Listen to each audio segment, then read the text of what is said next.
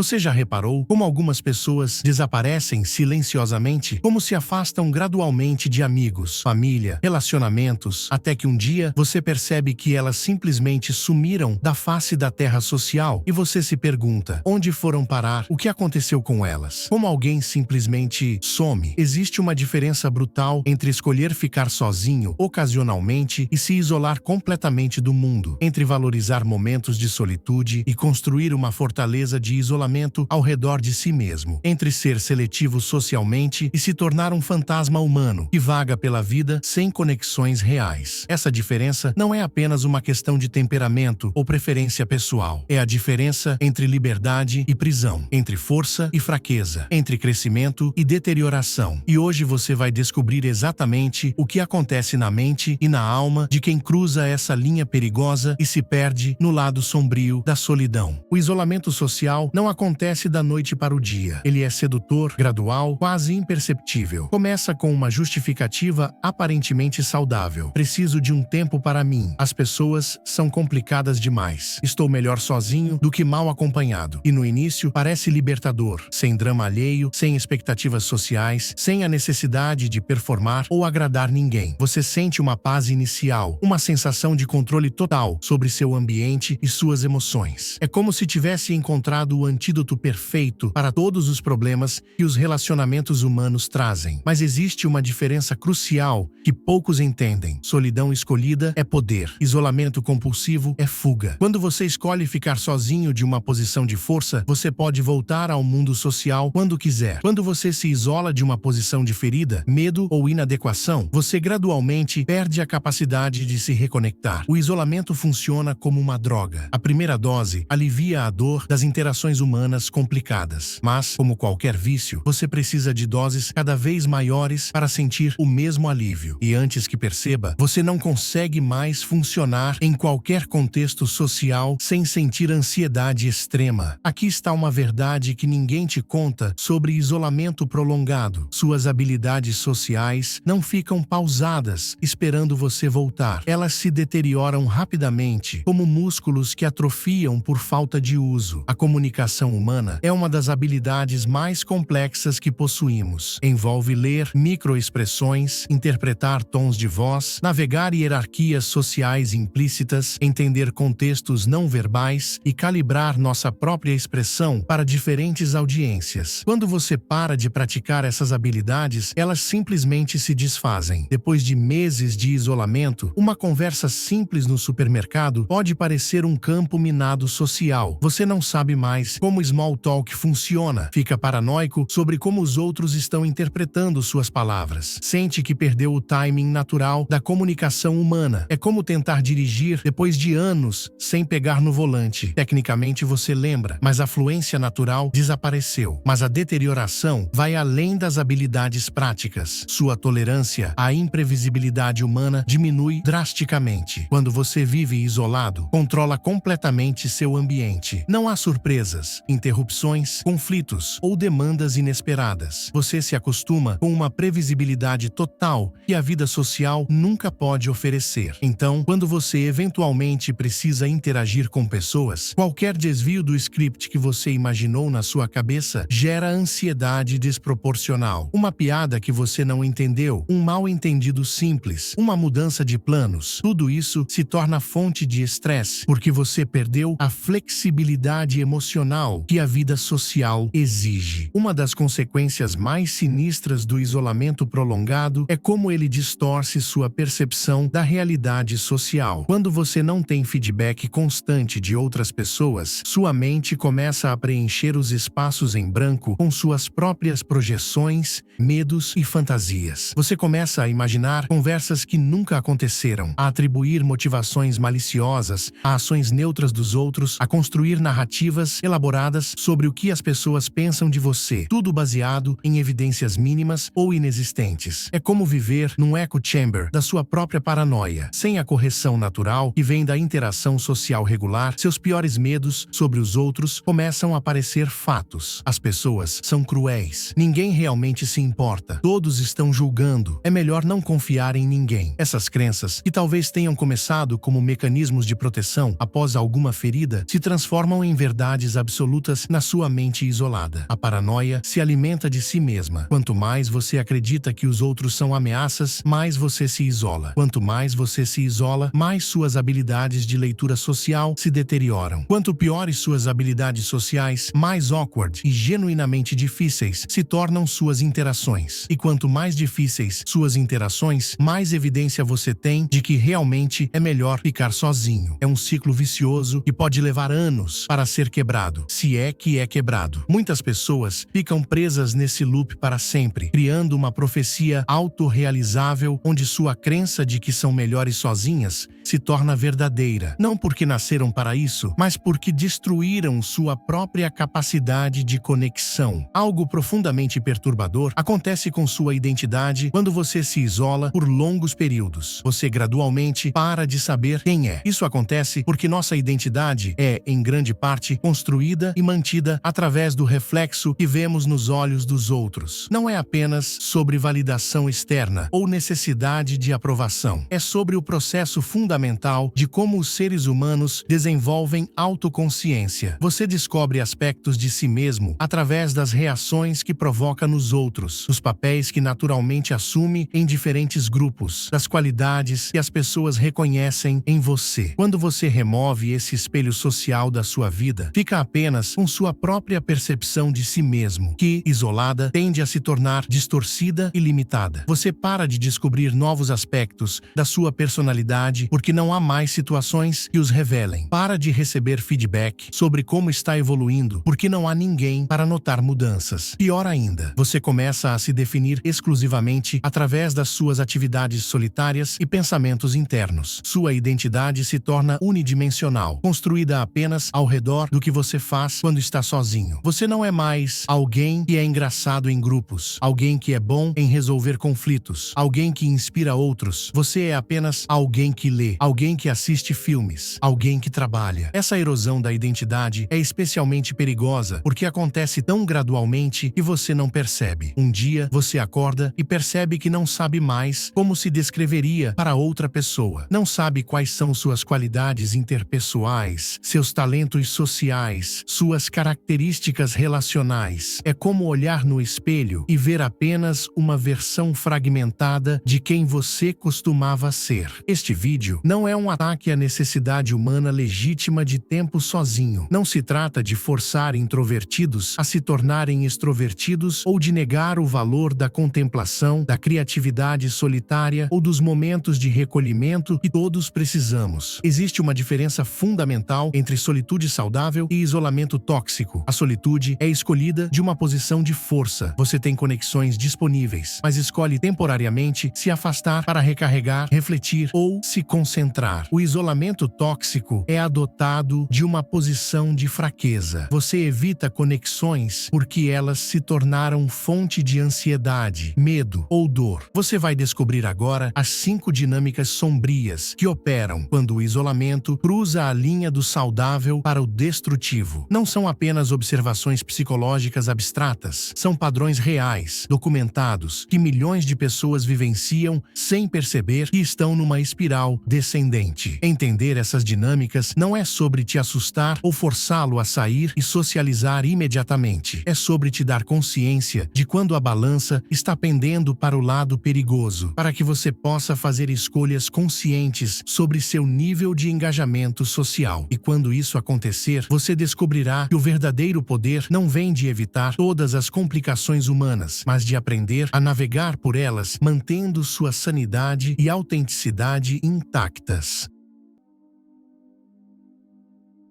A primeira dinâmica sombria que emerge do isolamento prolongado, sua capacidade de empatia, de genuinamente entender e se conectar com as experiências emocionais dos outros, começa a atrofiar como um músculo que não é usado. Empatia não é apenas uma qualidade moral que você tem ou não tem. É uma habilidade que precisa ser constantemente exercitada através da exposição à diversidade de experiências humanas. Quando você se isola, você para de ser exposto às nuances emocionais sociais complexas que outras pessoas vivenciam. No isolamento, você vive numa bolha emocional onde suas próprias experiências se tornam o único parâmetro de realidade. Você para de entender que outras pessoas podem reagir diferentemente às mesmas situações, ter limites emocionais diferentes ou precisar de tipos diferentes de apoio. Gradualmente, você desenvolve uma forma sutil de narcisismo emocional, não porque se acha melhor que os outros, mas porque literalmente não consegue mais processar que as experiências internas deles podem ser fundamentalmente diferentes das suas. Quando alguém está sofrendo de uma forma que você não entende, em vez de curiosidade empática, você sente irritação ou julgamento. Isso cria um ciclo vicioso. Quanto menos empático você se torna, mais difíceis se tornam suas interações sociais. As pessoas sentem, inconscientemente, que você não está realmente presente emocionalmente com elas. Elas se sentem incompreendidas ou julgadas na sua presença, mesmo que você não diga nada explicitamente crítico. A atrofia da empatia também afeta sua capacidade de entender contextos sociais complexos. Você para de captar os fatores emocionais que influenciam comportamentos aparentemente irracionais. Quando alguém está sendo difícil, você vê apenas a dificuldade, não a dor, o medo ou a confusão que pode estar causando o comportamento. Pratique este exercício de autoconsciência. Quando você observa comportamentos humanos que te irritam ou confundem, pergunte-se: que experiência emocional interna poderia estar causando essa reação externa? Se você não consegue imaginar pelo menos 3 possibilidades diferentes, sua empatia pode estar mais atrofiada do que você percebe.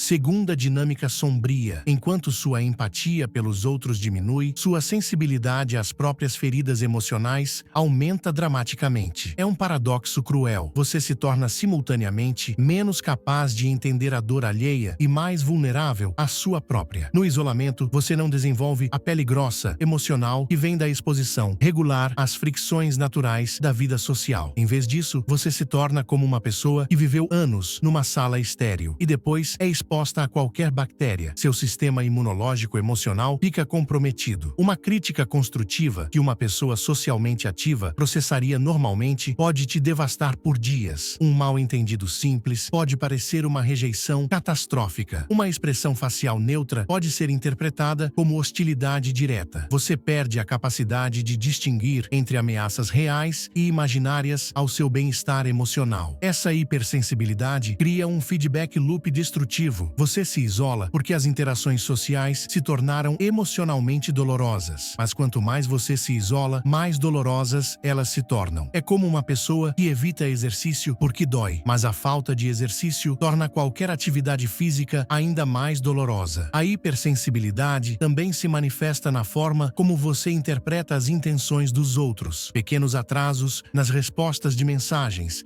se tornam evidência de rejeição. Mudanças no tom de voz são interpretadas como irritação direcionada a você. Pessoas cancelando planos se torna a confirmação de que você é um fardo social. O mais insidioso é que essa hipersensibilidade começa a afetar até mesmo suas memórias de interações passadas. Você revisita conversas antigas através da lente da sua sensibilidade aumentada e descobre ofensas que não tinha percebido na época. Isso retroativamente valida sua decisão de se isolar, criando uma narrativa consistente de que as pessoas sempre foram cruéis comigo. Desenvolvida essa dinâmica, você pode se tornar emocionalmente tirânico sem perceber, exigindo que outros caminhem sobre ovos na sua presença, interpretando qualquer coisa menos que perfeita atenção como ataque pessoal e punindo socialmente as pessoas por transgressões imaginárias.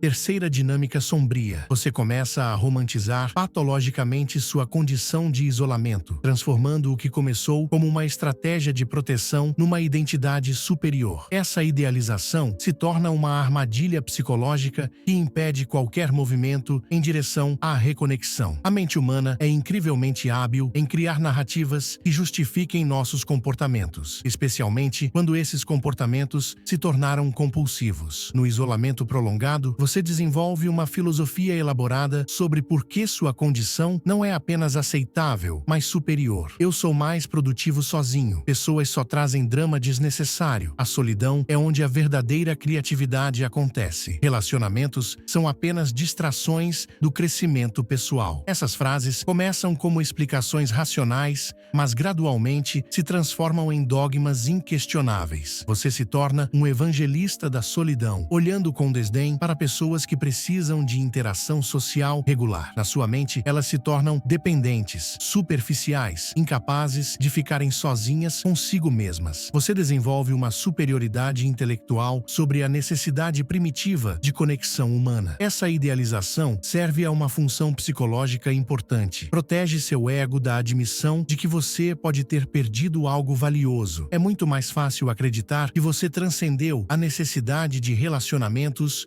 do que enfrentar a possibilidade de que você fugiu deles por medo ou inadequação. O perigo dessa dinâmica é que ela cria resistência ativa a qualquer evidência contrária. Quando você ocasionalmente sente falta de conexão humana, você interpreta esses sentimentos como fraqueza temporária, que precisa ser superada. Quando vê pessoas genuinamente felizes em relacionamentos, você procura evidências de que essa felicidade é superficial ou ilusória. A idealização tóxica também afeta sua percepção de si mesmo. Você começa a acreditar que sua capacidade de ficar sozinho é evidência de força superior, quando na realidade pode ser evidência de uma ferida não curada que te impede de formar conexões saudáveis. Mais insidioso ainda, você começa a sabotar inconscientemente qualquer oportunidade de conexão genuína que possa surgir, porque ela ameaça sua identidade cuidadosamente construída como alguém que não precisa de ninguém.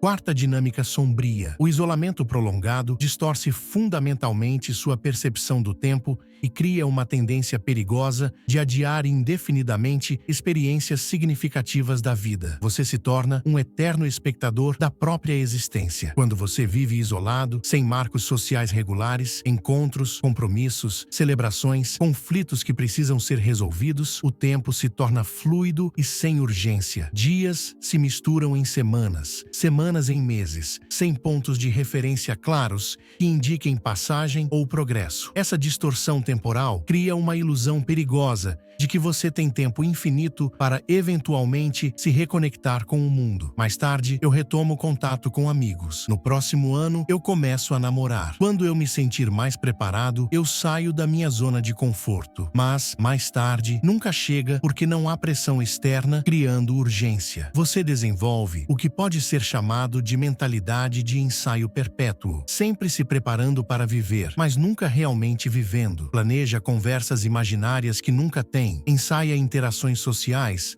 que nunca acontecem, adia decisões importantes indefinidamente porque pode pensar mais sobre isso sem pressão externa. A procrastinação da vida se manifesta de formas sutis, mas devastadoras. Você para de fazer planos que envolvem outras pessoas, para de perseguir objetivos que requerem colaboração ou networking, para de tomar riscos emocionais que poderiam levar tanto a crescimento quanto a rejeição. Anos podem passar numa sensação de suspensão temporal, onde você sente que está esperando o momento certo para realmente começar a viver. Mas o momento certo nunca chega, porque você perdeu a capacidade de reconhecer oportunidades ou criar momentum em direção a mudanças significativas. Essa dinâmica é especialmente cruel, porque cria uma sensação falsa de segurança. Você sente que está preservando suas opções ao evitar comprometimentos sociais, quando na realidade está ativamente limitando suas possibilidades futuras. Cada ano de isolamento torna mais difícil desenvolver as habilidades e relacionamentos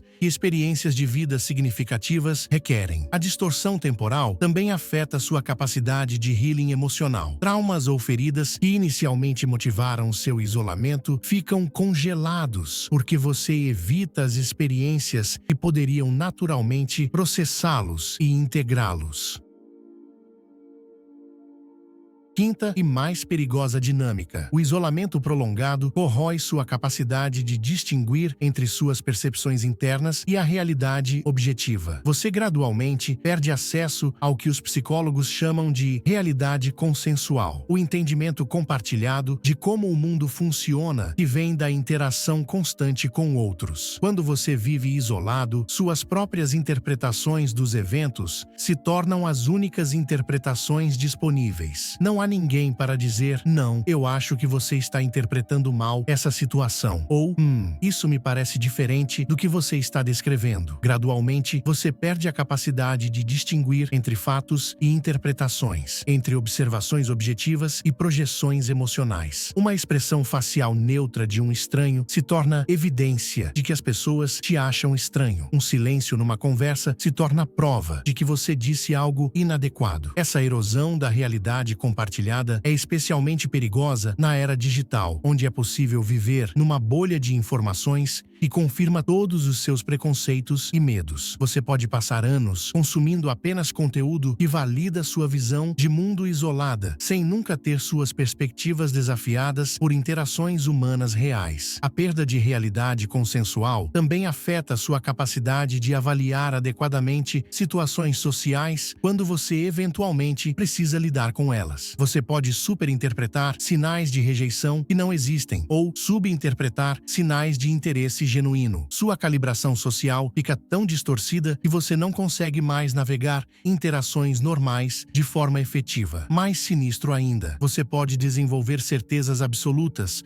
sobre como o mundo funciona, baseadas apenas nas suas experiências limitadas de isolamento. As pessoas são egoístas. Relacionamentos são mais trabalho do que vale a pena. Todo mundo está julgando todo mundo o tempo todo. Essas crenças se tornam inquestionáveis, porque não há input externo para corrigi-las. A erosão da realidade compartilhada pode levar a formas sutis de dissociação, onde você se sente como se estivesse assistindo à vida através de um vidro, incapaz de se conectar genuinamente com as experiências que outras pessoas parecem ter naturalmente. Em casos extremos, essa dinâmica pode contribuir para tendências paranoides ou delirantes, onde sua interpretação distorcida da realidade se torna tão convincente que você não consegue mais distinguir entre suas projeções e eventos reais. Entender essas dinâmicas não é sobre te forçar a se tornar uma pessoa social se você genuinamente valoriza tempo sozinho. É sobre reconhecer quando o isolamento cruzou a linha do nutritivo para o destrutivo. É sobre ter consciência suficiente para fazer escolhas conscientes sobre seu nível de engajamento humano. É sobre entender que o verdadeiro poder não vem de evitar todas as complicações dos relacionamentos humanos, mas de desenvolver a força interior para navegar por elas sem perder sua autenticidade ou sanidade. Então me diga, você reconhece alguma dessas dinâmicas operando na sua própria vida? Quantas vezes você justificou evitar interações sociais como preferência pessoal, quando na verdade estava fugindo de algo que te assustava? Quantas vezes você se convenceu de que estava melhor sozinho, quando no fundo sabia que estava apenas com medo de ser ferido, rejeitado ou julgado novamente? Você não nasceu para viver como um fantasma social, vagando pelas margens da experiência humana. Você nasceu para encontrar seu lugar único na complexa tapeçaria de relacionamentos e conexões que dão significado à vida. Para olhar no espelho e ver não alguém que precisa se esconder do mundo, mas alguém que tem algo valioso para contribuir para ele. O que aprendemos aqui não é sobre forçar conexões superficiais, é sobre reconhecer quando o medo está dirigindo suas escolhas de isolamento. Não é sobre se tornar